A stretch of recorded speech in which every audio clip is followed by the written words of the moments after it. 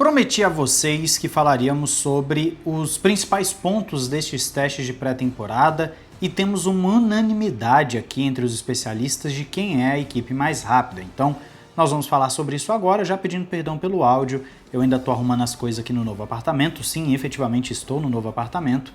Mas enquanto não arrumar tudo, o áudio vai ficar um pouquinho estranho, então já peço perdão, mas vamos lá. Lembrando sempre dos nossos parceiros, Paddock BR aí embaixo, cupom RessacaMotor para desconto e frete grátis. E também compras acima de R$300 você tem uma camiseta a mais, né? Uma camiseta de graça para você. Então você já coloca essa camiseta a mais lá no carrinho e coloca o cupom LARGADA para ter o desconto da camiseta. E na Instant Gaming também está tendo promoção, entra lá para você não perder as grandes promoções de jogos que estão rolando. Olá amigo do Ressaca Motor, seja bem-vindo a mais um vídeo, eu sou Matheus Pucci e vamos para o seguinte. Nós temos alguns dados bem interessantes, começando com esse que você está vendo na sua tela, do quão mais rápido cada equipe foi em relação ao ano passado nos testes. Você vê que a Sauber é a única equipe que foi mais lenta. Todas as outras foram mais rápidas, a Racing Bulls 2 décimos, Ferrari meio segundo, Mercedes 8 décimos, tal, até chegar na Alpine com 2 segundos de melhora, o que não é surpreendente, já que a Alpine no início do ano passado estava muito mal mesmo. Então aqui você já liga um alerta para a Sauber, por mais que a gente saiba que o tempo no teste não é o conclusivo, não é aquilo que nós mais levamos em consideração. Na quantidade de voltas no comparativo dos testes do ano passado para esse, você vê que Red Bull foi a que menos conseguiu aproveitar o seu teste, né, dando 77 voltas a menos que no ano passado. Aí você tem Aston Martin, Ferrari e Sauber também andando menos do que no ano passado. Enquanto Haas, McLaren, Alpine, Racing Bulls, Williams e Mercedes andaram mais do que no ano passado, inclusive a Mercedes em 97, a Williams 96, realmente uma quantidade considerável a mais do que no ano passado. Isso é muito bom para essas equipes. Mas o que você quer saber efetivamente é sobre o ritmo de cada um, né? Então, antes de chegar no ritmo, eu quero falar para vocês isso aqui, ó. O piloto que mais completou voltas em 2025 na pré-temporada foi o Ocon, seguido do Hadjar, e lá embaixo você tem o Stroll com Liam Lawson e Lewis Hamilton. Ok, se esses pilotos andaram pouco e os seus companheiros andaram muito, tudo bem, mas não é o caso de Aston Martin e de Red Bull. Você vê que as duas Red Bull estão lá atrás e a Aston Martin também, os dois pilotos lá atrás. Já no caso da Ferrari, o Hamilton está atrás, mas o Leclerc está lá entre os primeiros, então não é um grande problema para a Ferrari nesse caso.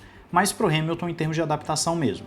Aqui nós temos os principais setores, né, os setores mais rápidos. Você vê que a Williams esteve no top 2 dos setores mais rápidos tranquilamente. Isso não necessariamente significa que ela vem para brigar por título, a gente já vai entrar nesse mérito, mas obviamente a Williams deu um gás nesse teste de pré-temporada, talvez para poder ver como o carro está em termos comparativos com o ano passado, né, já que o ano passado deles foi bem fraco, mas a Williams conseguiu resultados bem expressivos, a Ferrari sempre no top 3, então você vê que são equipes que mantiveram um ritmo muito forte nessa pré-temporada em termos de ritmo puro. E o total de voltas de cada equipe, você tem a Mercedes sendo a que mais andou e a Red Bull junto da Aston Martin como as que menos andaram, muito atrás inclusive das demais. Isso é preocupante para essas equipes, porque quanto menos voltas você dá, menos dados você tem. E aqui nós estamos falando de toneladas de terabytes, ok? Realmente é muita coisa que está chegando de dado para as equipes e andar pouco pode ter um impacto muito grande. Pois bem, o que está sendo dito sobre ritmo então na pré-temporada?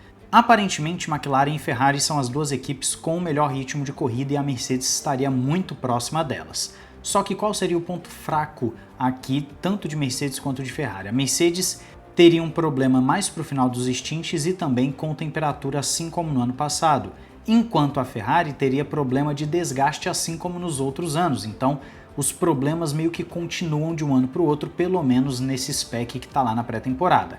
Eu preciso deixar muito claro para vocês que é provável que quando chegue lá na Austrália, algumas equipes tenham atualizações, então o que a gente viu na pré-temporada pode mudar.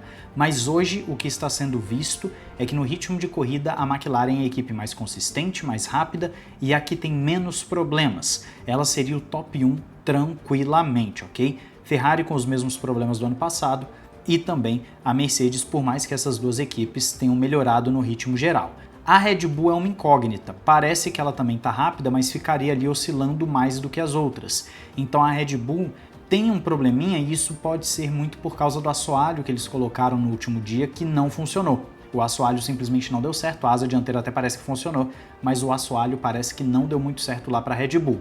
Então eles devem tirar esse assoalho do spec que vai para a Austrália, muito provavelmente.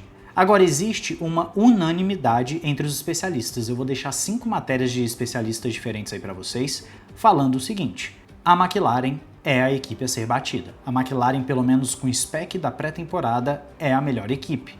É o carro mais rápido, é o carro mais consistente, é o que apresenta menos falhas, então a McLaren surge nessa temporada como a equipe a ser batida, e talvez isso não aconteça desde 2008 mais ou menos, tá?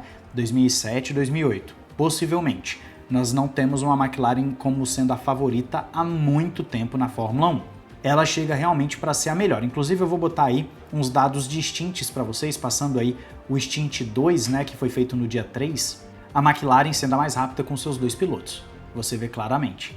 Então, aqui você já vê uma diferença para as demais. E se a gente pega o outro stint, no caso aqui, o primeiro stint do dia 3, você vê que a McLaren ficou em segundo, ali em primeiro até você tem uma Alpine, só que essas equipes de meio de pelotão a gente coloca como outlier, ou seja, eles fizeram alguma coisa ali, menos combustível, deram um gás maior, aumentaram o modo de motor para fazer uma graça. O que interessa pra gente aqui são as equipes de ponta, e a McLaren tá sempre ali como muito consistente. O que na prática nós estamos vendo então?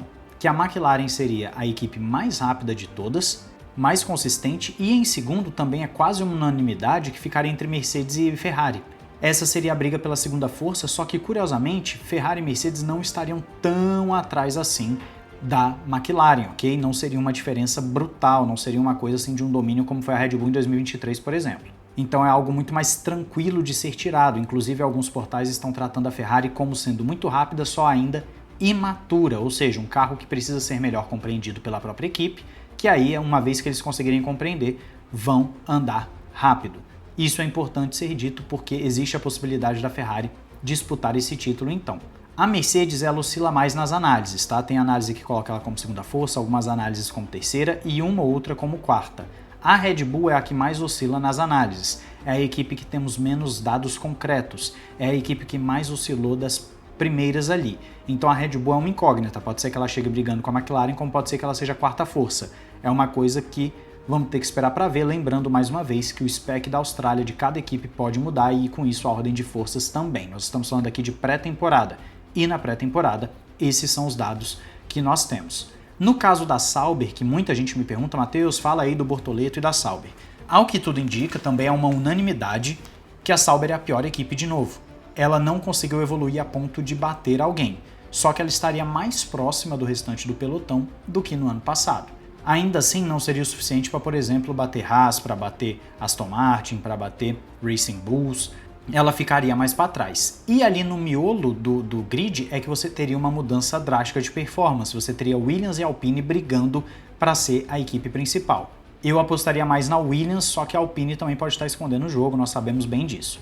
Então o saldo dessa pré-temporada no momento é o seguinte: nós temos uma McLaren que aparentemente vai iniciar muito forte esse ano, uma Ferrari que ainda tem um certo trabalho a fazer, Mercedes e Red Bull oscilando um pouco mais nas análises, o meio de pelotão pode ter um novo dominante e a Sauber continua sendo a pior equipe. Esse é o cenário da pré-temporada. Vamos ver se as equipes vão levar atualizações lá para a Austrália, a corrida é basicamente daqui 2 semanas, e aí sim, quando a temporada começar, a gente começar a ter uma ideia mais clara do que está acontecendo nesse grid. Então sim, a McLaren no primeiro momento vem para ser a grande equipe da temporada. Eu quero saber a sua opinião aí nos comentários, não esqueça de se inscrever e ativar o sininho para não perder nada e claro, ver os 2 últimos vídeos que estão aparecendo aí para vocês. Um grande abraço, valeu e falou!